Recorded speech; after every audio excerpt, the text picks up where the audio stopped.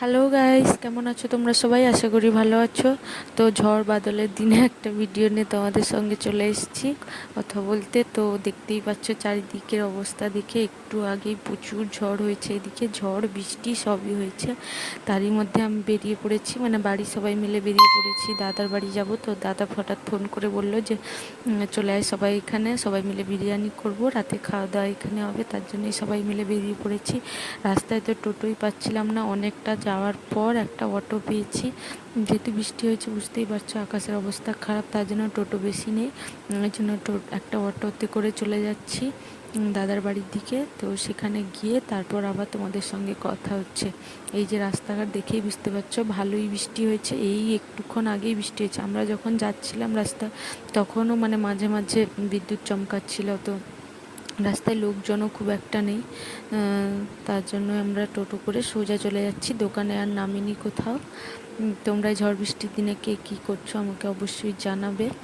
তো আমার তো এইভাবেই সেদিনকে দিনটা কেটেছিল, খুবই ভালো কেটেছিল। এই যে চলে এসেছি দাদার বাড়ি। তো বাবানের সঙ্গে আবার দেখা হলো। এই যে তোমরা দেখে নাও বাবান সোনাকে। এই যে এই যে চন্দনেশ্বরে ন্যাড়া হতে গেছিলো, তোমাদের সঙ্গে ভিডিও শেয়ার করেছিলাম, মনে আছে নিশ্চয়ই। তারপর বৌদি এই আলু পাঁপড় যেগুলো হয় সেইগুলো ভাজা করে দিলাম, আমরা সবাই মিলে খেলাম। তারপর এই যে বাবান একটু দুষ্টুমি করছে সবার সঙ্গে। তারপর কিছুক্ষণ বসছিলাম, তারপর চা আর আমার জন্য হরলিক্স করে দিল। আমি তো চা খাই না তোমরা জানো। তারপর কথা বলতে বলতে এদিকে দাদা পুরো বিরিয়ানি রেডি করে নিয়েছে। এই যে বিরিয়ানি আমাদের রেডি। আসলে ভিডিওটা না, মানে বিরিয়ানিটা সবে ঢাকনাটা খোলা হয়েছে, তো ধোঁয়াটা পুরো ক্যামেরাতে ধরা মানে হয়ে গেছে, জন্য ভিডিওটা একটু আবছা হয়ে গেছে। আমি তো তখন বুঝতে পারিনি যে এরকম হয়ে আছে ভিডিওটা। তারপর আবার একটুক্ষণ পর আবার মানে এটা কাটতে ধোঁয়াটা, তারপর পরিষ্কারভাবে ভিডিও এসছে। এই যে সেদিন দাদা পুরো নিজের হাতে সবটা করেছিল, খুবই ভালো হয়েছিল খেতে।